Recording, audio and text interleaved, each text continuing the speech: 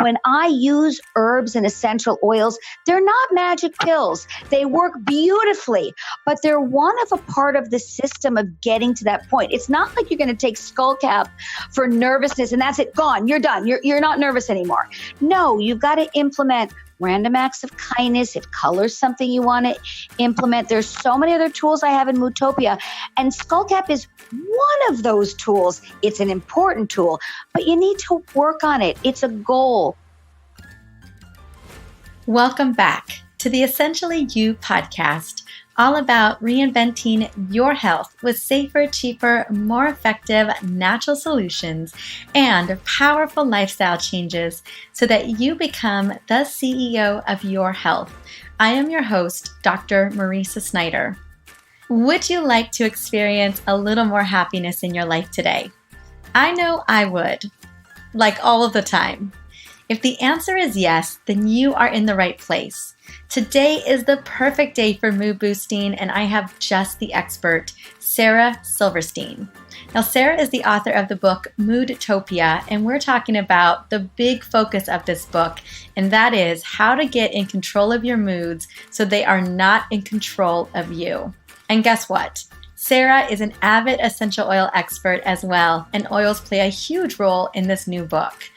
And I am not the least surprised. Did you know that the sense of smell is directly connected to the way that we experience the world around us? Aroma has a way of elevating our experiences and connecting us with our emotions.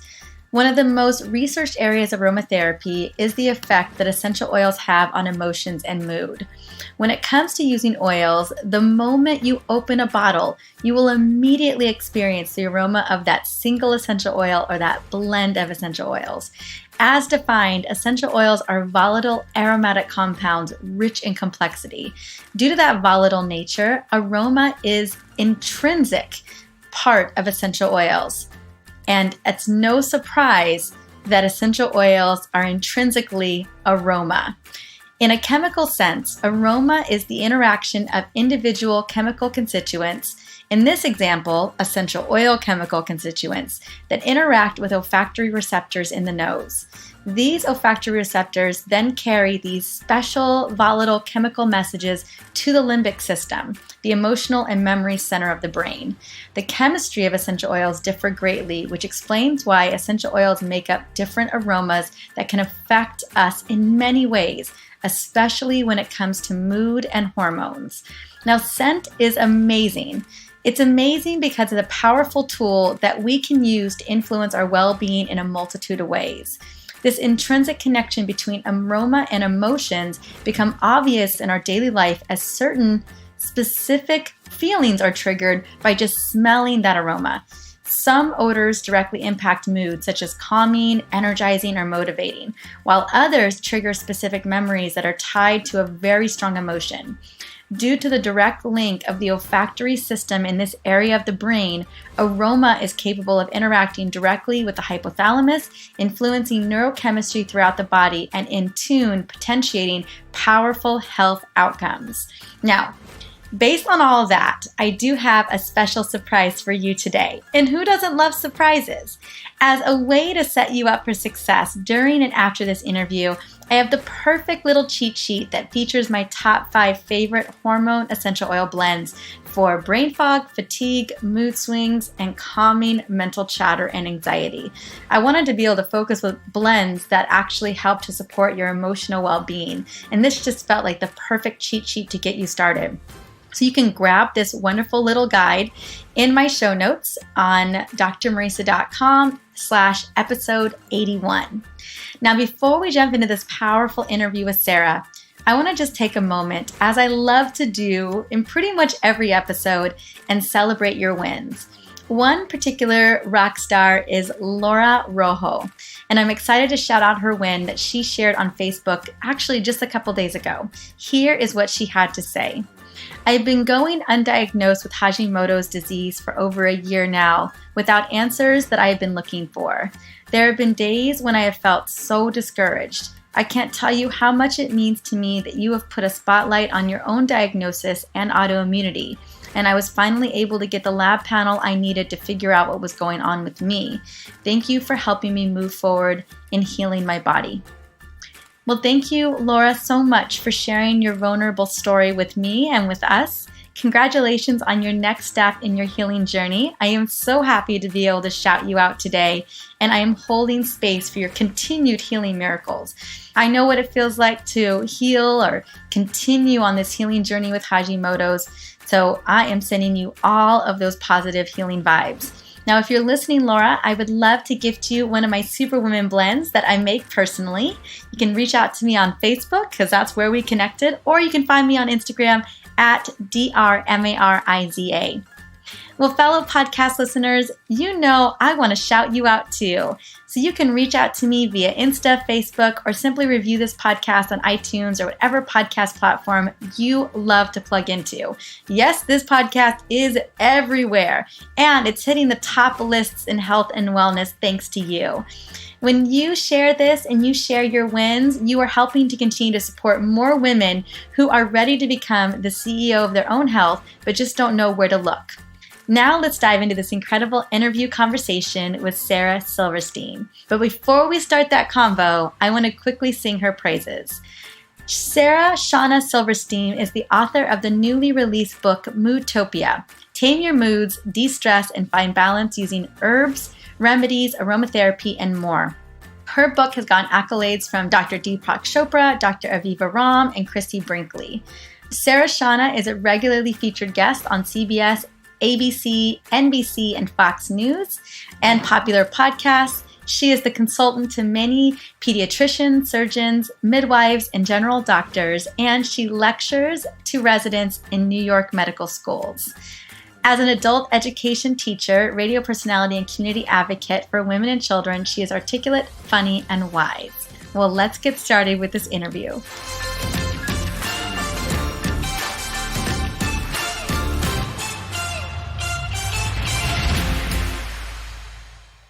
Welcome to the Essentially You podcast, Sara Chana. How are you doing today?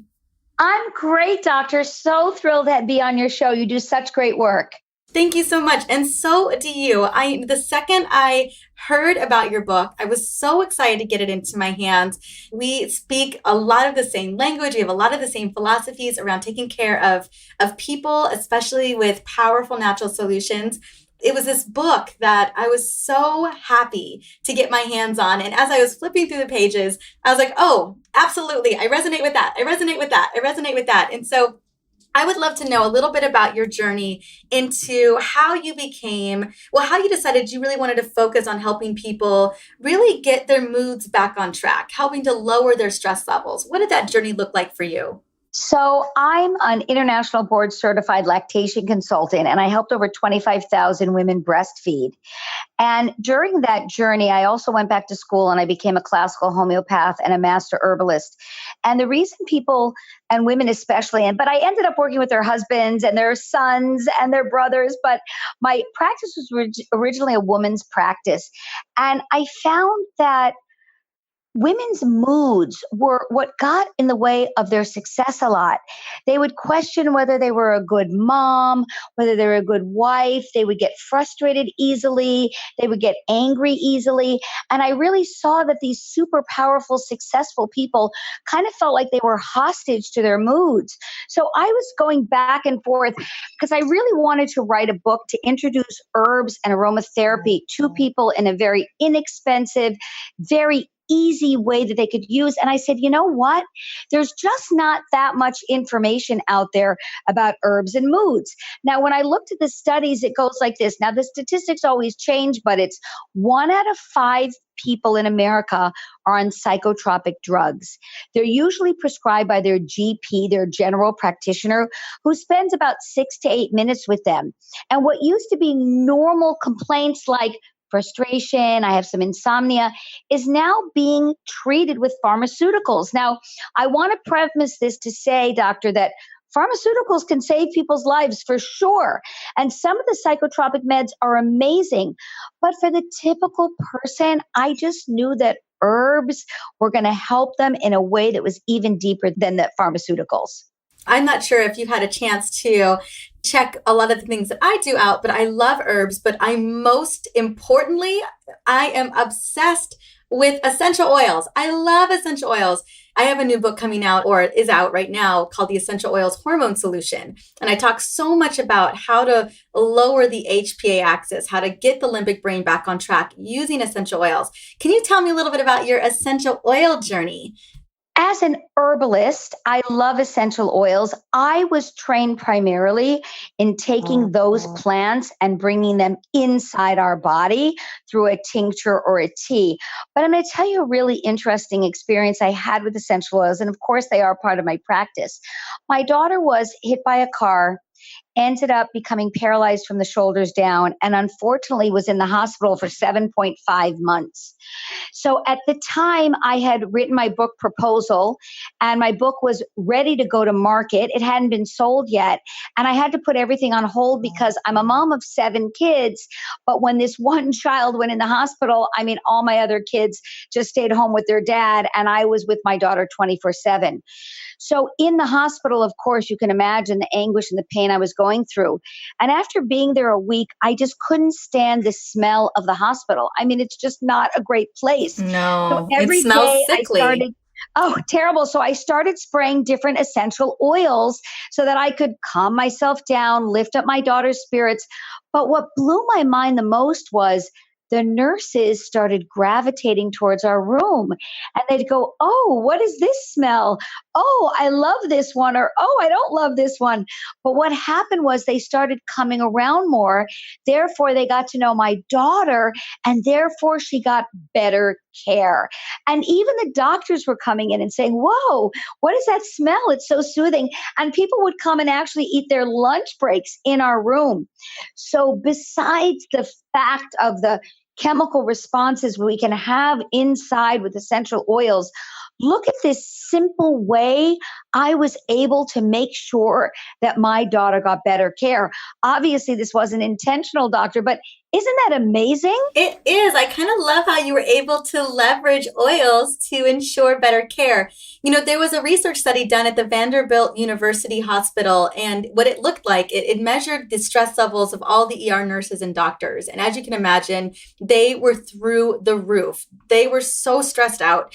And they took citrus oils. I want to say wild orange, and I forget what other citrus oils they took.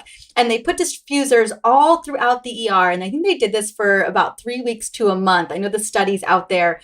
I can't remember the exact details. And they diffuse these oils pretty much nonstop, because you can imagine the emergency room goes nonstop as well. And they measured their stress levels post the 4 weeks or so that they were doing this. And their stress levels had dropped significantly, like over 70%, by diffusing the oils throughout the ER. So I know that nurses across the nation are demanding the use of oils, diffusing oils inside of the nurses' stations and in the hospitals. And where I lived in San Francisco, California, the Bay Area, a lot of hospitals in that area carry oils and diffuse them in the OR and in the hospital itself. So I can say that from a personal experience, every night before I went to sleep in the hospital, I dropped a couple drops of different essential oils right on my pillowcase. I didn't need anything fancy. Remember, in the hospital, I literally had a spray bottle and I had my little essential oil bottles, and it really kind of saved my life. So when I work, because I have a pediatric practice also, so I teach my clients, even if they don't understand the dynamics of how essential oils work, this is what I begin to teach them. Because we have a lot of skeptics out there. And I say like this, our olfactory system, that's our smell, is our strongest associations with memories. So here's an example that I teach my clients. Let's say you have a child that has trouble falling asleep. So what do? Around bedtime, when you go to give them a bath, you can put a couple drops of lavender oil in the water, or you can put some on the towel. And then when you put them in pajamas, you can put a couple drops of the oil right on their pajamas. And when they get into bed, you can put a couple drops of the lavender oil right on their pillow. Now, forget the double-blind clinical studies. Forget the research that we have on lavender, which is extensive on how it helps with sleep. What will happen is that child will get a subconscious connection to lavender and going to sleep. So even though that kid wants to play, jump on the bed, their subconscious, that memory of, oh, when I smell this smell, it's bedtime, will start helping them sleep. So forget the studies, doctor. Just that association with that smell, that consistency will help that child learn to go to sleep in an easier fashion. How amazing is that? And it works just as well on adults as well. And goodness knows, we are terrible about going to bed at a good bedtime, you know? I am. Yes, guilty for sure. We've been diffusing oils. We have a whole evening ritual that we do, but we've been diffusing oils for like around, I would say 8 o'clock, 9 o'clock at night. And with the second those oils start going, the lavender, the clary sage, the Roman chamomile, whatever we're choosing to use, and I like to mix it up. I love to mix up my little bed diffuser blends. But the second those oils go off, it's like our brain subconsciously, as you mentioned, just automatically shuts off, even if we don't want it to. Like it's like, I'm done. I don't know about you, but I'm done. I'm going to bed. And I love that. I teach that a lot with my readers because we will choose that next episode of Netflix over our bedtime, like every single time. How exciting. I would too. And again, I'm a medicinal herbalist and I deal with a lot of chronic conditions and acute conditions. But when my clients are in my office, I love to give them little teeny tips so they don't always feel like they're medicating themselves. So I fly a lot. I speak across the country, and I got on a plane and I sat next to a guy who I think accidentally forgot to shower, right? And I'm like, oh my gosh, I've got 5 hours of this. But because I always carry essential oils with me, I got out a little tissue and I put a couple drops and I just had my hand to my nose for hours and hours. And I got to tell you, if I didn't have that, I would have been in bad shape. Now, really, that guy needed to shower. But since we can't control the world around us, I was really happy. So besides the medicinal, because you're the master of the medicinal of essential oils, I just teach my clients how to bring them in their lives in a way that they don't even think that's medicinal. Now, of course, the oil I chose was Lang Lang. For me, it's a bit of a stimulant. It's got a kind of like exciting scent, and it's also calming. So those 5 hours, I had energy to stay awake because I had a lot of work I needed to do. I was preparing my speech. It kind of calmed me down, but it made me feel alert. So for me, it was like the perfect oil. And, maybe I wouldn't have even pulled it out as much as I did if that guy next to me wasn't so stinky. So there I got my dose of medicine just because another guy was a little stinky. Look at that. I love that. I love that story so much. So yes, you guys, if ever somebody is just smelling right next to you, make sure that you have those oils. And if someone's stressed out on the flight, making sure you have your oils, or if someone's coughing on the plane, that's always the danger sign. I'm like, oh no, they're sick. And nothing worse than someone coughing behind you or next to you. And so again, have those oils ready to go. All right, well, let's talk a little bit about the book, because I know that this probably was such a labor of love that you were very not only excited to share with the world, but really kind of disseminating how we can support mood. And I love talking about mood. I love talking. I always tell people that with oils, you can choose your mood, kind of like with the ylang-ylang, right? You can choose how you want to feel. But tell me a little bit about what inspired you to decide to write this book. As I said before, I was working with so many clients that really felt hijacked by their moods. And my favorite line is, we're not in control of what happens to us in life, just how we respond. So unfortunately, difficult and even sometimes bad things happen to good people. And I really wanted people to know that we don't have to be so reactive. So there's an herb called skullcap, and skullcap is an herb. Again, I like this herb to be taken internally. It calms the system down. It's in the mint family. It can help with digestion. So for instance, if you have to do public speaking at an event, or you're nervous because you don't get along with your in-laws, or it's during holiday time and you're making big parties, just taking skullcap along with an essential oil you'll recommend will calm the system down. So I was talking before about how 1 out of 5 people are taking these psychotropic meds. So what you can do with herbs and essential oil is plan ahead. Let's say you have a PTA meeting and you know that your kid hasn't hasn't been the best student, and you know you're going to be a nervous wreck speaking to the principal or the teacher. That's a time to take an essential oil or an herb and preventatively have your cortisol levels lower. So you need to think about it this way. Our cortisol levels can be, let's make up a number like 300. Let's say when our cortisol levels get at 300, that's when we really flip out. That's kind of our level of, whoa, we're out of control. So if on a daily basis you're living at 250, that means you're living in a state of fight or flight. You've got those fight or flight hormones in your body at all time. Your goal in between your moods is to bring your cortisol levels down. So that means going to the gym, getting a massage, taking a walk, eating healthy food.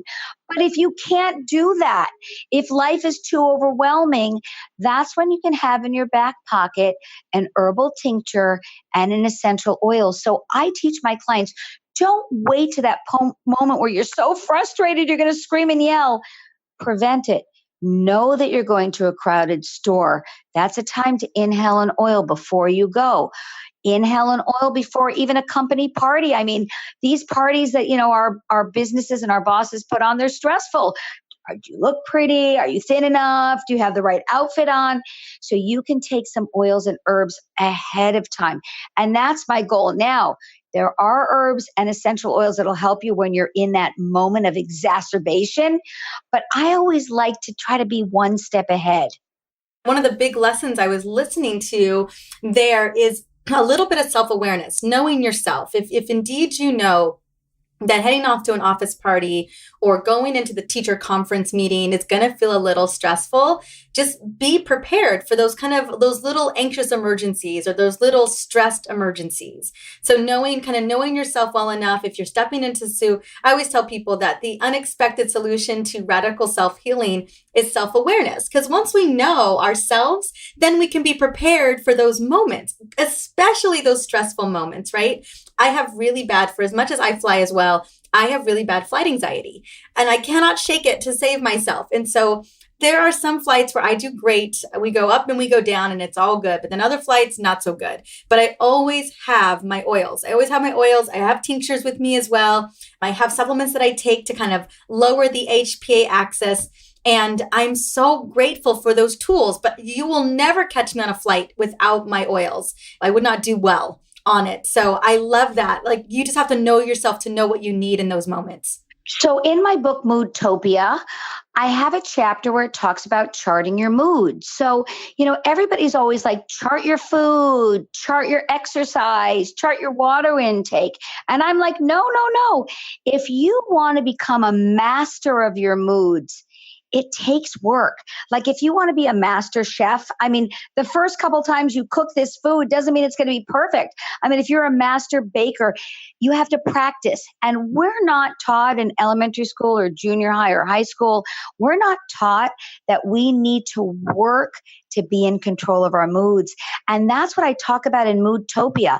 Like, yes, it's true. Some people are naturally happy. Some people look at the cup half full, not half empty. But for the rest of us, I'm a cup half empty person. It means I have to work on that. So self-awareness, like you said, is very important. Making a little mood diary, even if it's for a week, to find out which mood is dominant to you. Is it frustration? Is it anger? Is it sadness?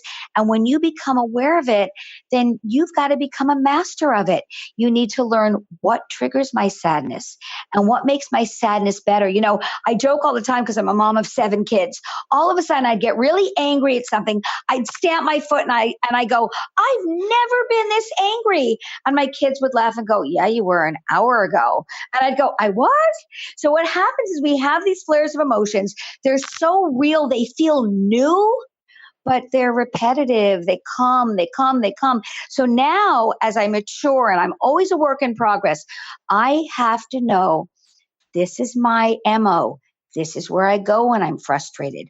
This is how I respond. If I don't want to have those responses in the moment, it's hard to gain control. So I always want to be one step ahead. I want to analyze. And then if I go through something that's stressful, I want to analyze, wow, how did I handle that? I am so self-actualized. What did I do? And that's That's maturity, and people need to get to that point. It doesn't just come naturally. That's what I want people to understand with Moodtopia. I think that that is such an important facet of this conversation today. I always think of it as being prepared, but really what you're saying is really learning to know yourself. I love the idea of tracking your mood or having a mood journal.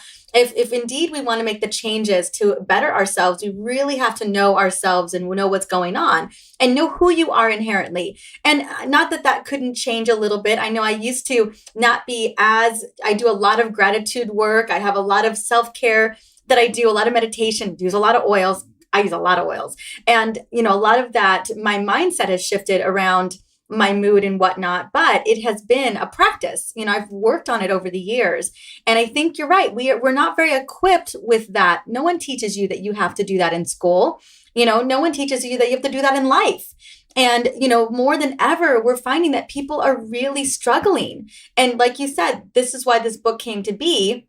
You had so many of your clients who came to you and said, I just can't seem to wrap my mind around what's going on with me. Yeah, I grew up with hormone issues. My family, my mama had hormone issues. My grandma had hormone issues. And the number one thing that was very glaringly apparent with the women in my family was their shift in mood. I used to say that my mom could go from Dr. Jekyll to Mr. Hyde like that. And so being able to figure out ways to control that has been such a big, I've researched it for years because I inherited a little bit of that. I'm not going to lie. I became my mother's daughter in a lot of ways. And so I love that you've gotten so much clarity on how to help people through these moments, because you're right. I find that we're flashing on each other left and right these days and not really knowing how to control any of it. So there's a story of this woman that went to a great sage and went to the sage and said, I'm mean. My mother's mean. My grandmother's mean. We're all mean people. So the sage said, so do nice things. She said, no. You don't understand. We're mean. We don't do nice things. He said, you need to, even if you're in a bad mood, do nice things. And why am I telling this story? Tell me, yes. I want to hear this. And essential oils, there's something called random acts of kindness. And what studies are showing with random acts of kindness is that when a person does them, it lowers your cortisol levels, lowers your blood pressure, and gives you a boost of good hormones. So people that struggle with moodiness, you don't need to be in a good mood to hold a door open for someone. You don't need to be in a good mood to pick something off the ground if an older person drops something. So if someone struggles with moodiness, one of the steps I talk about in Moodtopia is doing random acts of kindness. Now, you may not want to, but what's going to happen when you practice it is you will eventually lower your cortisol levels and by nature start doing nice things.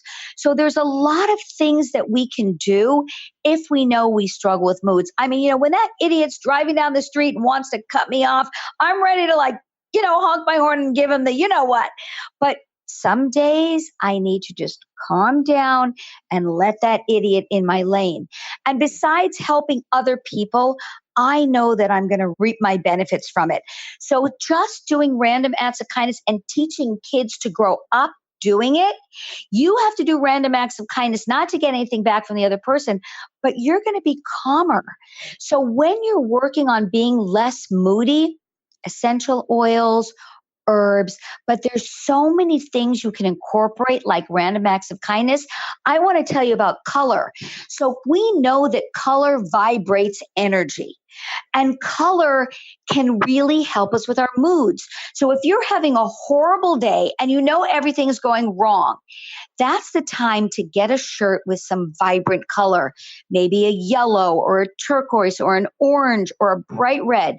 Because every time you look in the mirror, you'll have that little spark of color, and color either rejuvenates us or calms us down. And I think we forget about that. So in my book, Moodtopia, I talk about getting your color palette done. Now, there are color specialists that are out there. They'll look at your skin tone and your hair tone and your eye color. And I have to tell you an amazing story. I had a woman in my office and she had given birth to a stillborn, which is not great. That means the baby was not alive. And then her second baby was born healthy. And she came to me and said, Sara Chana, I want to show you how amazing this baby's breastfeeding. Well, the truth was the baby was a horrible breastfeeder and the baby was barely transferring any milk. So she, of course, starts crying and crying and crying. And I'm like feeling so bad. I can fix that problem. But she was really distraught. And all of a sudden she looks up and she goes, everything in this office is terrible. There's only one good thing. And I was like, what's that? She goes, I'm dressed in my color palette and I look stunning. And we both started laughing so hard. She was wearing this burnt orange skirt with this sage green sweater, and she looked great. And she wasn't thin, she wasn't beautiful, but she knew that these colors radiated. And the only good thing in her life she could find was that she was wearing colors that made her feel good. And it dawned on me, doctor, it dawned on me how powerful colors are. And I want people to know if they're struggling with moodiness, a color can pick them up. I love these other amazing ways that we can really boost mood. One, using color, adorning ourselves with something that's going to make us feel good, right? And then also the random acts of kindness, doing nice things and good things for people. And I think each and every one of us can learn so much from not only the color, but definitely the random acts of kindness. Now, I wanted to just dive in because I know that you are a master herbalist. What can you tell me a little bit about your favorite herbs for helping to boost and support mood? I love herbs, and I found over the years that my clients don't do well drinking herbal teas because you've got to stop your life, make the tea, sit down and drink it. And most of my clients are on the go, busy, doing their social media, running from thing to thing. So I like herbs best in tincture, which is a liquid form. And you can get these little brown bottles at all your health food stores and all over Amazon and any other online vendor. I love an herb called blue vervain. If you look up on your phone blue vervain, it's a gorgeous purple flower and it really helps with anxiety. So my clients that have panic attacks, and of course I have them work with their MDs, I speak with their MDs, but a lot of times those panic meds are not working. Blue vervain can really calm down that panic. One of my favorite herbs, not so popular. My favorite herbs for hormonal moodiness, hormonal gloominess, and I joke with women, that means you can take it at your time of the month, before your time of the month, after your time of the month, and when you're waiting for the before your time of the month, meaning we can be hormonally gloomy all the time. There's an herb called motherwort, and I joke that I wish we had an ivy of motherwort on every corner in America because it helps that gloominess. It helps that sadness. It takes away that hormonal feeling that you get without dysregulating your your hormones. It actually helps regulate. So my clients say all the time, well, what if I'm panicky and hormonal? I'm like, put them both in the same cup. There's another herb called lemon balm. Great for when people are flying. Great when they have that agitation and nervousness. Lemon balm will calm you down without making you feel sedated. Lemon balm is from the mint family. They have a lemon balm essential oil. They have a lemon balm tincture, so you could smell a little, put a little lemon balm diluted on your skin, and you could take lemon balm internally. You can use lemon balm with children, with geriatric patients. It's also antiviral. So if you're flying and nervous, you can take lemon balm, which is antiviral and calming. Those are some of my top herbs. Do you want to hear about more? Yeah, I would love to hear about a couple more. Amazing. So I love the herb Bacopa. Bacopa is an Ayurvedic herb. It's been used for thousands of years. Bacopa helps with brain fog. When you just have that fogginess, it's used a lot for people that travel a lot, students, anybody that has to really concentrate. And Bacopa calms the system down while it helps relieve that brain fog.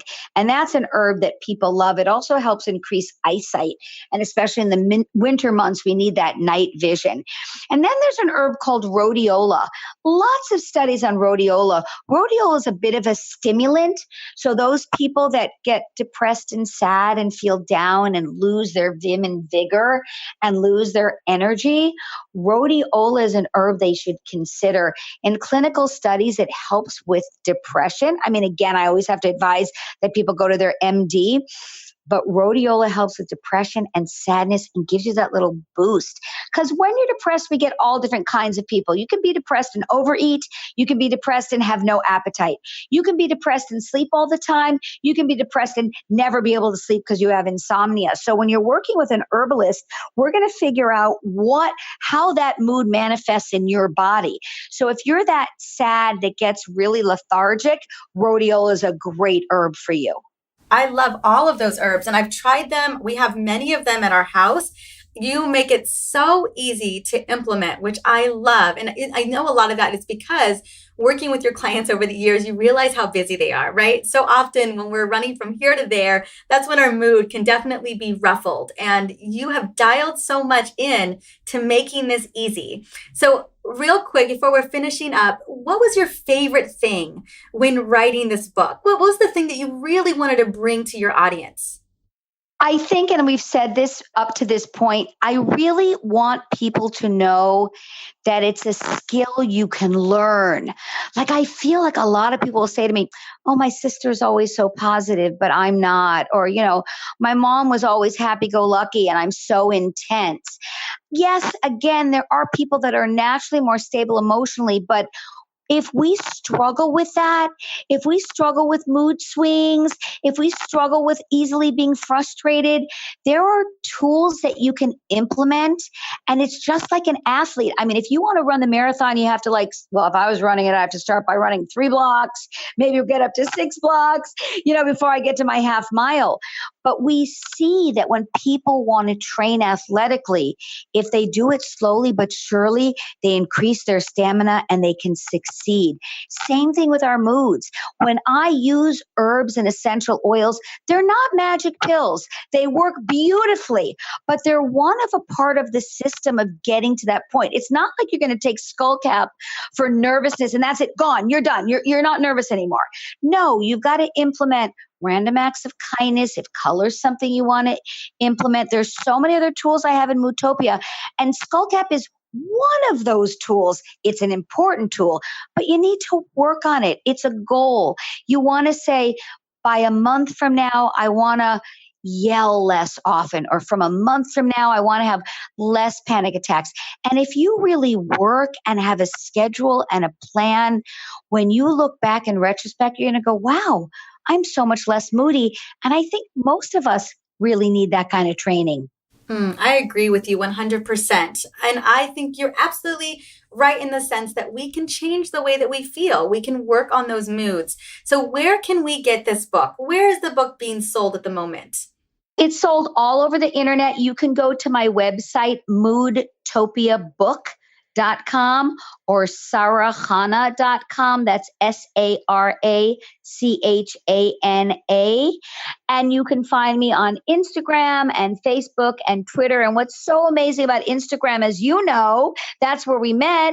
I get so many messages and I'm so happy to guide people and help people find someone that can help them acquire those skills. And I work with people all over the world virtually. Don't we love Skype and WhatsApp video? It's really changed the dynamics of the world. So I have clients all over the world now. It's really amazing. Oh, that's wonderful. And you're right. It is so great that we're able to connect with people at that level. Well, Sara, honey, it was such a pleasure having you on. Thank you for bringing your brilliance and really giving us tools to make some very, very positive changes in our outlook, in our moods. I love your book, and I just can't wait for my readers to go and check it out as well. Thank you so much, and continue all the amazing work that you do. I follow you on Instagram and looking forward to having your book in my office right there on my desk. I'm excited. Thank you so much. Absolutely. Well, have a wonderful day. Be well. Thanks again. Well, how fun was that? I loved Sara's personality and positive outlook around changing our mood. Most importantly, what I learned and what I love so much is that we have the ability to make a few changes and see a massive shift in how we feel. And I think that is so important. One of those tools is essential oils. As we've learned today, and as you've learned a lot in this podcast, essential oils are a powerful mood and stress disruptor, and they can really shift the way that we feel in a matter of moments. As I'm saying this, I am literally applying two of my favorite oils, jasmine and bergamot, to help with my mood support because I love to feel good as much as possible. I'm not promising that that's the case, but my goodness, essential oils make it so much easier. Now, I want to make sure that if you are ready to start using oils for mood support, that you have that free little cheat sheet that I mentioned earlier. It is my top 5 hormone blends cheat sheet. What I love about it is it focuses on cravings, it focuses on mood, on stress, on mental chatter, so many of those things that are connected with our mood, and these recipes smell divine. So again, you just got to head on into the show notes or go to episode 81 on the Essentially You podcast.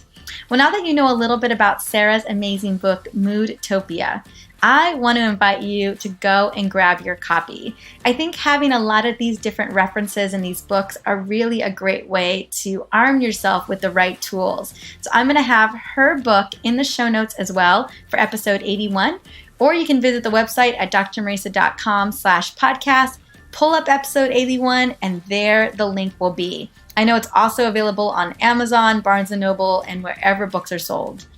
Well, thank you for stopping by and listening in to the Essentially You podcast. On this next episode coming up, it is a new topic that I am personally covering that I haven't actually covered here on the podcast, and that is what is happening to your hormones during perimenopause and how to get your body back on track.